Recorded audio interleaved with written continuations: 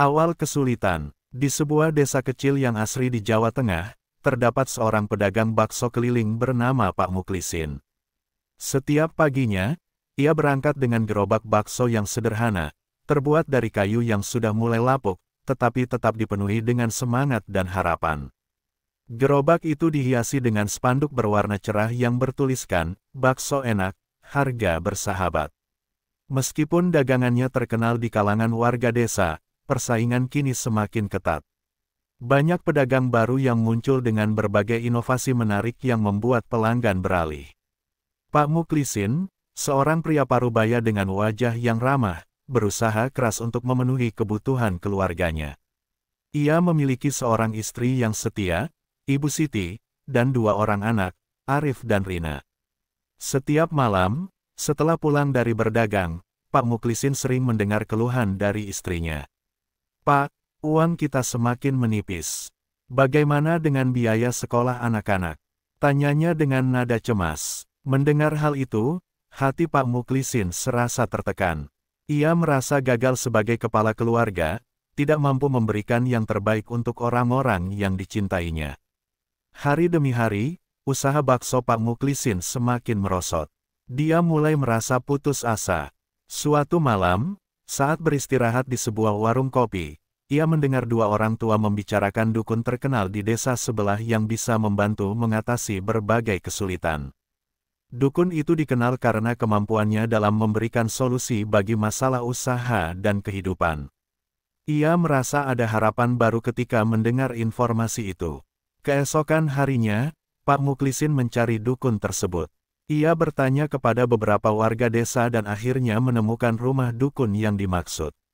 Rumah tersebut terletak di pinggir desa, dikelilingi pepohonan rimbun. Dukun itu, seorang pria tua dengan sorot mata yang tajam, menyambutnya dengan sikap tenang.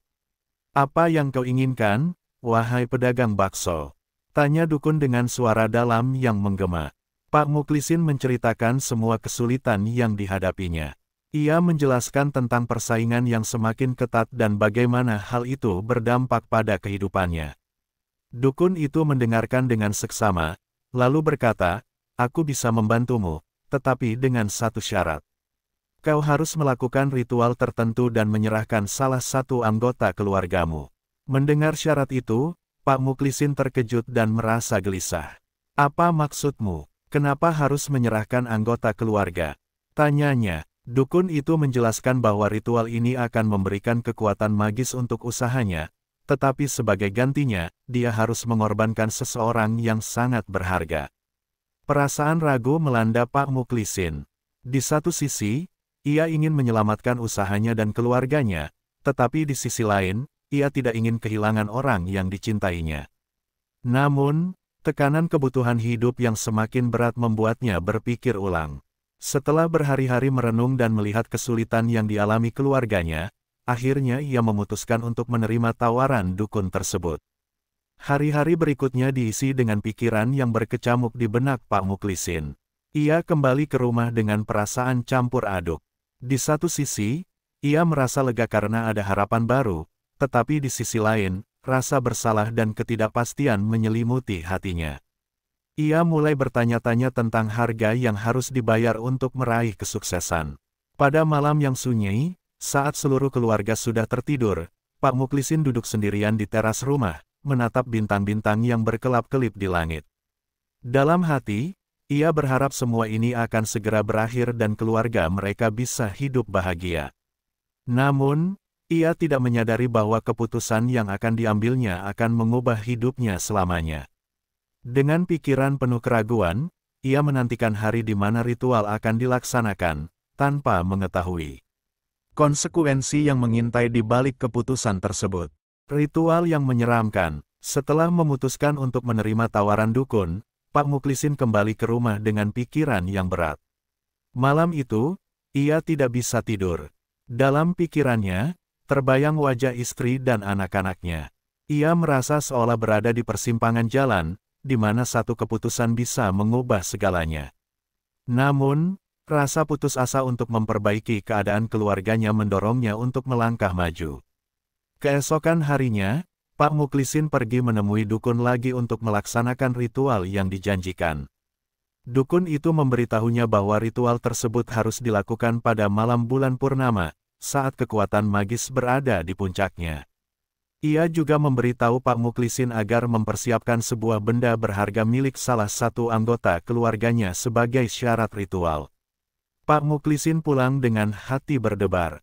Ia tahu bahwa ia harus mengambil keputusan sulit. Setelah berhari-hari berpikir, ia memutuskan untuk mengambil kalung emas milik istrinya, Ibu Siti. Kalung itu adalah peninggalan dari orang tuanya, yang selalu dipakai Ibu Siti di setiap acara penting. Dengan rasa berat hati, ia mengambil kalung tersebut dan menyimpannya di saku. Malam bulan purnama tiba, suasana malam itu sangat mencekam. Bulan bersinar terang, menerangi jalan setapak yang menuju hutan tempat ritual akan dilakukan. Pak Muklisin berjalan sendirian, merasakan angin malam yang dingin menyentuh kulitnya. Dia tidak bisa berhenti berpikir tentang kalung yang akan ia serahkan, dan tentang apa yang mungkin terjadi setelah ritual itu. Saat tiba di tempat yang ditunjuk, dukun sudah menunggu dengan beberapa peralatan ritual. Tempat itu dikelilingi pepohonan tinggi, menciptakan suasana yang misterius dan menakutkan. Dukun itu mengenakan jubah hitam dan memegang sebuah tongkat yang terbuat dari kayu tua. "Selamat datang, Pak Muklisin. Sekarang, kita akan memulai ritual ini," ucap dukun dengan suara yang dalam.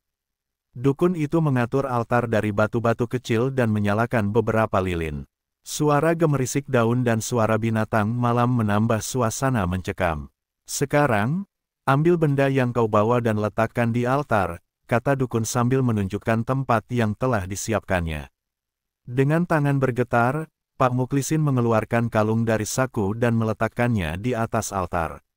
Dukun kemudian memberikan beberapa instruksi tentang mantra yang harus diucapkan selama ritual. "Kau harus mengucapkan ini dengan penuh keyakinan, jika tidak, segala sesuatu yang kau lakukan tidak akan berarti." Pak Muklisin menatap kalung itu dengan rasa cemas. Ia merasa berat untuk melepas benda yang memiliki nilai emosional bagi keluarganya. Dengan suara yang bergetar, ia mulai mengucapkan mantra yang diajarkan. Setiap kata yang diucapkannya terasa sulit, seolah mengeluarkan beban yang sangat berat dari dalam hatinya. Namun, rasa putus asa dan keinginan untuk menyelamatkan keluarganya membuatnya terus melanjutkan. Setelah selesai mengucapkan mantra, dukun mulai melakukan gerakan tertentu, memanjatkan doa-doa yang tidak dimengerti Pak Muklisin. Saat dukun mengangkat tangan ke atas, tiba-tiba angin kencang berhembus, membuat lilin-lilin yang menyala berpijar dengan terang. Suasana semakin menggila, dan Pak Muklisin merasa ketakutan. Ia mulai meragukan keputusan yang telah diambilnya. "Ini adalah pengorbanan yang harus kau lakukan. Dengan ini, usahamu akan segera berbuah manis," kata dukun dengan tegas. Pak Muklisin hanya bisa mengangguk, meskipun hatinya dipenuhi rasa ragu. Ia tidak tahu bahwa pengorbanan ini akan membawa konsekuensi yang mengerikan. Setelah ritual selesai, dukun itu tersenyum. "Sekarang, kembalilah ke rumah dan tunggu keajaiban terjadi," ujarnya. Pak Muklisin merasa lega, tetapi di dalam hatinya ada rasa ketidakpastian yang terus mengganggu.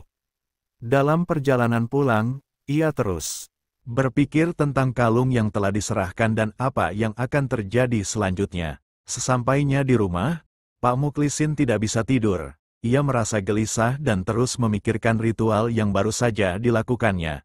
Namun, beberapa hari kemudian, keajaiban yang dijanjikan mulai terjadi. Usaha baksonya menjadi sangat laris. Pembeli berdatangan, dan keuntungan mulai mengalir deras. Keluarganya pun tampak lebih bahagia. Meskipun Pak Muklisin merasakan ada sesuatu yang aneh di dalam dirinya. Meskipun kesuksesan itu datang, Pak Muklisin tidak bisa mengabaikan perasaan bersalah yang menghantuinya. Ia merasa bahwa ada harga yang harus dibayar untuk setiap kesuksesan. Namun, ia berusaha meyakinkan dirinya bahwa semua ini demi kebaikan keluarganya. Tanpa ia sadari, keputusan yang diambilnya akan membawa dampak yang jauh lebih besar dari yang pernah ia bayangkan. Kesuksesan yang menyakitkan. Dengan usaha bakso yang kini menjadi sangat laris, kehidupan Pak Muklisin berubah drastis. Setiap hari, gerobaknya dipenuhi pembeli, dan ia merasa seolah semua kesulitan yang dihadapinya selama ini terbayar lunas.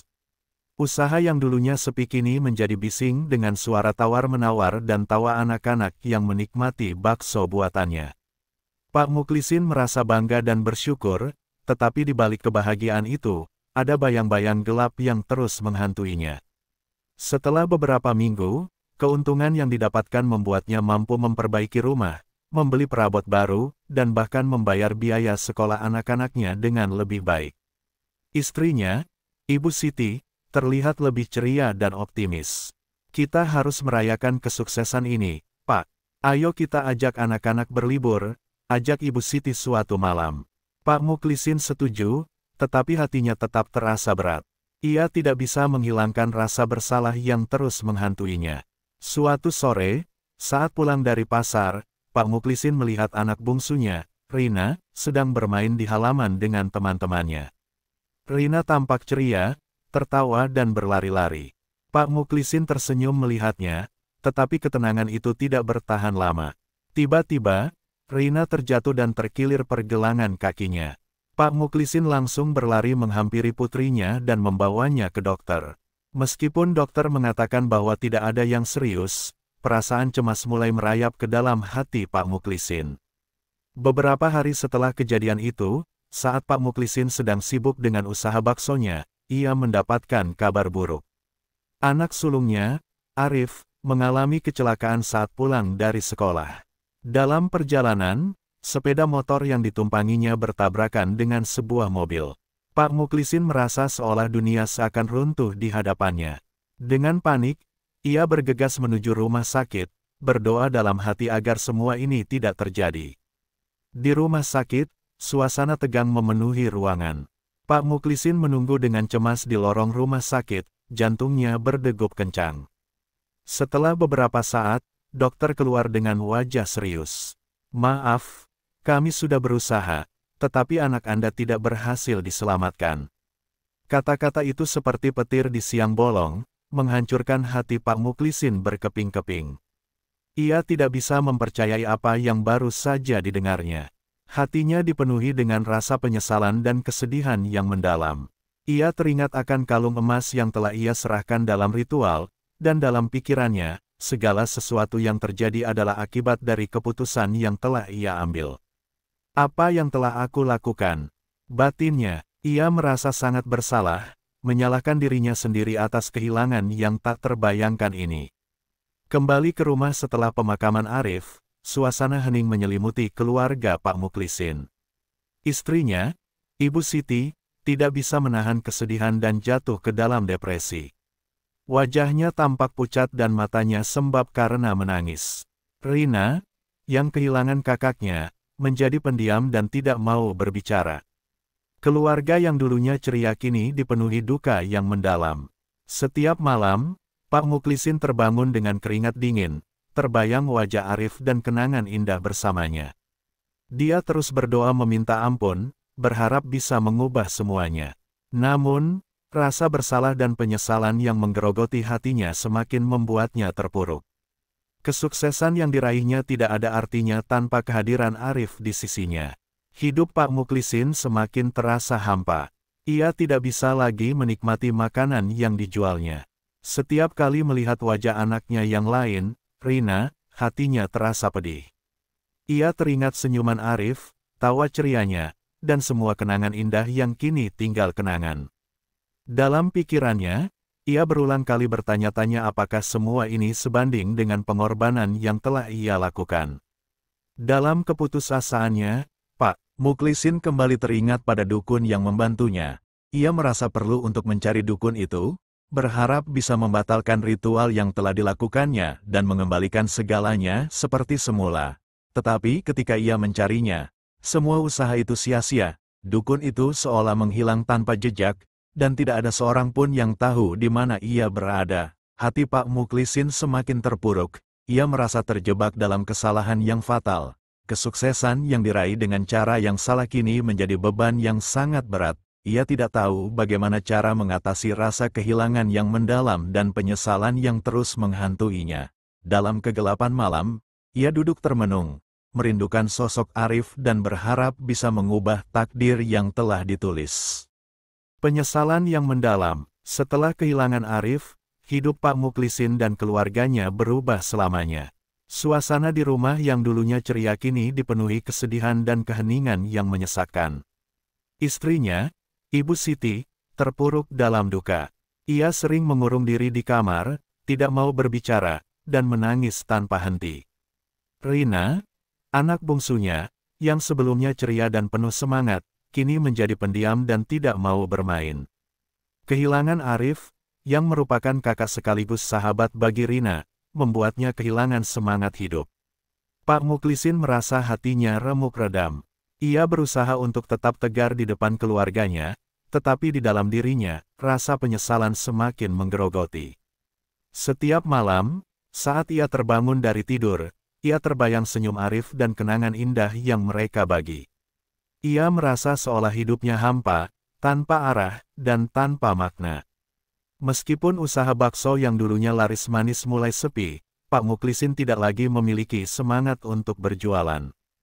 Ia sering kali merasa tidak berdaya saat melihat gerobaknya yang kosong, dan suara tawar-menawar yang biasanya menggembirakan kini tidak lebih dari hening yang menyakitkan. Ia merasa terjebak dalam kesedihan yang tidak berujung, dan semua yang telah diperoleh melalui ritual pesugihan terasa sangat hampa. Suatu malam, saat duduk di teras rumah, Pak Muklisin merasa terdesak oleh rasa bersalah yang menyesakkan. Ia teringat pada kalung emas yang telah ia serahkan, benda berharga yang menjadi simbol pengorbanan yang mengerikan. Dengan air mata yang mengalir, ia mulai bertanya-tanya apakah semua ini sebanding dengan apa yang telah hilang. Seharusnya aku tidak pernah mempercayai dukun itu. Apa yang telah aku lakukan? Pikirnya. Dalam keputusasaannya, Pak Muklisin mencoba mencari cara untuk menebus kesalahannya. Ia mulai mencari informasi tentang dukun yang membantunya. Ia bertanya kepada beberapa orang di desa, berharap ada yang tahu di mana dukun itu berada. Namun, setiap kali ia melakukan pencarian, hasilnya selalu nihil. Dukun itu seolah menghilang tanpa jejak, meninggalkan Pak Muklisin dalam kegelapan dan ketidakpastian. Suatu malam, saat berjalan sendirian di hutan tempat ia melakukan ritual, Pak Muklisin merasakan angin malam yang dingin. Ia berhenti sejenak, menatap ke arah tempat altar ritual. Dalam hati, ia berdoa memohon ampunan. Ya Allah, jika engkau mendengar doa ini, kembalikanlah anakku. Aku bersedia melakukan apapun, isaknya. Namun, malam itu hanya menyimpan hening dan kesunyian yang menyakitkan. Setiap hari berlalu, dan Pak Muklisin merasa bahwa hidupnya semakin suram. Ia melihat istrinya semakin terpuruk dalam kesedihan. Ibu Siti tidak lagi merawat diri, dan matanya selalu tampak kosong. Rina, yang dulunya aktif dan penuh tawa, kini hanya duduk di pojok kamar, menggambar gambar-gambar sedih, mencerminkan perasaannya yang tertekan. Pak Muklisin merasa seolah semua harapan telah hilang. Ia mulai berpikir bahwa mungkin satu-satunya cara untuk menebus kesalahannya adalah dengan mengakhiri hidupnya sendiri. Dalam pikirannya, ia merasa bahwa dengan pergi, ia bisa memberikan kebebasan bagi keluarganya dari rasa sakit yang ditimbulkan oleh kehadirannya yang penuh penyesalan. Namun, saat ia berusaha merencanakan hal tersebut, suara hati kecilnya terus mengingatkannya akan cinta dan tanggung jawabnya sebagai seorang ayah dan suami. Suatu hari, saat ia melihat Rina bermain sendiri di halaman, hatinya terbakar oleh rasa sedih. Ia menyadari bahwa meskipun hidupnya hancur, ia masih memiliki satu alasan untuk bertahan, anak bungsunya yang masih membutuhkan kasih sayang dan perlindungannya. Aku tidak bisa menyerah. Aku harus berjuang untuk Rina dan Ibu Siti, tekadnya dalam hati. Namun, meskipun ia berusaha untuk bangkit, bayang-bayang kesedihan dan penyesalan terus menghantui langkahnya. Setiap kali ia mencoba untuk tersenyum, ingatan akan Arif dan kesalahan yang telah diperbuat kembali menghantui pikirannya. Ia merasa terjebak dalam siklus duka yang tidak berujung. Pak Muklisin merasa sangat bersalah atas pengorbanan yang telah ia lakukan. Ia berulang kali memikirkan bagaimana hidupnya seharusnya tanpa keputusan itu. Dalam pencarian untuk menemukan dukun yang bisa membantunya, ia juga berharap bisa menemukan cara untuk memperbaiki kesalahan yang telah dilakukannya. Meskipun ia tahu bahwa tidak ada yang bisa mengembalikan Arif, dalam kegundahan hatinya, Pak Muklisin terus berdoa, berharap agar suatu hari nanti, ia bisa menemukan jalan menuju pengampunan, bukan hanya dari keluarganya, tetapi juga dari dirinya sendiri. Jalan menuju pengampunan. Berbulan-bulan berlalu sejak kehilangan Arif, dan meskipun Pak Muklisin berusaha untuk bangkit demi Rina dan Ibu Siti, rasa penyesalan dan kesedihan terus membebani hidupnya. Setiap hari terasa seperti perjuangan berat, dan ia merasakan betapa hampa hidupnya tanpa kehadiran anak sulungnya. Rina pun semakin terpuruk, dan ia merasa tidak mampu memberi dukungan yang dibutuhkan oleh keluarganya. Suatu pagi, saat sedang duduk di teras rumah dan menatap jalanan kosong, Pak Muklisin melihat seorang nenek tua yang sedang berjalan menuju pasar. Nenek itu tampak lemah, tetapi ada sesuatu dalam tatapannya yang penuh keteguhan dan kebijaksanaan. Tanpa sadar, Pak Muklisin mengikuti langkah nenek tersebut, merasa ada sesuatu yang bisa ia pelajari darinya. Sesampainya di pasar, nenek itu duduk di dekat tenda penjual dan mulai menjajakan barang-barang kecil yang ia bawa. Pak Muklisin mendekatinya dan menyapa. "Selamat pagi, Nenek. Apa yang Nenek jual?" tanya Pak Muklisin. Nenek itu tersenyum dan menjawab, "Hanya barang kecil, Nak. Tetapi setiap barang memiliki cerita dan kenangan." Pak Muklisin mulai berbincang dengan nenek itu, dan dalam percakapan tersebut, ia tak sengaja menceritakan kesedihannya dan rasa bersalah yang terus menghantuinya. Nenek itu mendengarkan dengan seksama, lalu berkata dengan lembut, "Anak muda, hidup ini penuh dengan pilihan dan konsekuensi. Kita semua pernah membuat kesalahan. Namun, penting bagi kita untuk belajar dari kesalahan itu dan berusaha untuk memperbaikinya." Kata-kata nenek itu menyentuh hati Pak Muklisin. Ia mulai menyadari bahwa meskipun ia tidak bisa mengubah masa lalu, ia masih memiliki kesempatan untuk memperbaiki diri dan menunjukkan kasih sayangnya kepada Rina dan Ibu Siti. "Tapi bagaimana jika aku tidak bisa mengampuni diri sendiri?" tanya Pak Muklisin dengan suara bergetar. Nenek itu menjawab, "Pengampunan dimulai dari diri sendiri. Kau harus melepaskan beban itu agar bisa melangkah maju. Cinta tulusmu untuk keluargamu adalah langkah pertama menuju pengampunan." Setelah berbincang-bincang dengan nenek itu, Pak Muklisin merasa sedikit lebih ringan. Ia bertekad untuk berusaha lebih keras untuk keluarganya. Ia mulai merencanakan kegiatan sederhana yang bisa menghibur Rina dan Ibu Siti. Ia membawa mereka ke kebun, mengajak bermain di luar, dan memperlihatkan betapa indahnya alam di sekitar mereka. Meskipun awalnya mereka tampak enggan, perlahan-lahan Rina dan Ibu Siti mulai tersenyum lagi. Pada suatu malam, saat mereka berkumpul di sekitar meja makan, Pak Muklisin merasa terdorong untuk berbicara. "Ibu, Rina, aku ingin meminta maaf. Aku tahu aku tidak bisa mengubah apa yang telah terjadi, tetapi aku berjanji akan berusaha untuk lebih baik.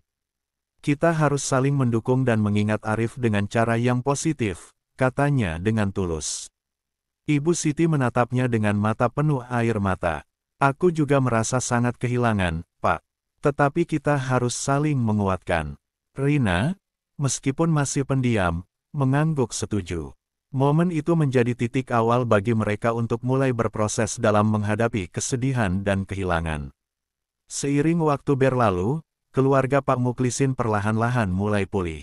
Mereka mulai berbagi kenangan indah tentang Arif, merayakan hidupnya dengan cara yang positif. Mereka membuat album foto dan mengadakan acara peringatan sederhana untuk mengenang Arif. Dalam proses ini, Pak Muklisin merasa bahwa beban di hatinya mulai sedikit terangkat. Suatu hari, saat Pak Muklisin sedang membersihkan ruang tamu, ia menemukan kalung emas milik Ibu Siti yang selama ini disimpan dalam kotak. Melihatnya, ia teringat akan keputusan yang telah diambilnya dan semua yang menyertainya. Alih-alih merasa bersalah, ia memutuskan untuk mengembalikan kalung itu kepada Ibu Siti sebagai simbol bahwa mereka harus melanjutkan hidup dan tidak terjebak dalam masa lalu. Ketika ia memberikan kalung itu kepada Ibu Siti, ia berkata, ini adalah lambang cinta kita. Mari kita ingat Arif dengan kasih sayang, bukan dengan penyesalan. Ibu Siti menerima kalung itu dengan air mata, tetapi kali ini air mata itu adalah simbol harapan. Pak Muklisin mulai kembali menjual bakso, tetapi kali ini dengan semangat baru. Ia tidak lagi hanya berfokus pada keuntungan, tetapi lebih kepada bagaimana bisa memberikan kebahagiaan dan layanan terbaik untuk pelanggan. Ia mulai menyadari bahwa kebahagiaan dan cinta adalah hal yang lebih penting daripada sekadar uang. Dengan usaha yang lebih tulus, perlahan-lahan usaha bakso Pak Muklisin mulai bangkit kembali. Pelanggan mulai berdatangan, dan suasana di sekitar gerobaknya kembali hidup. Rina juga mulai aktif bersekolah lagi, dan Ibu Siti mulai aktif berinteraksi dengan tetangga. Keluarga mereka mulai menemukan kembali kebahagiaan yang sempat hilang. Meski ingatan akan Arif tetap ada, Pak Muklisin belajar untuk mengingatnya dengan cara yang penuh kasih dan syukur. Ia menyadari bahwa meskipun hidup tidak selalu berjalan sesuai rencana, ada kekuatan dalam cinta dan pengampunan yang bisa mengubah segalanya. Dalam hati, ia berdoa agar Arif selalu tersenyum melihat mereka dari tempat yang lebih baik. Dengan semangat baru, Pak Muklisin melangkah maju, bertekad untuk menjadi sosok ayah dan suami yang lebih baik.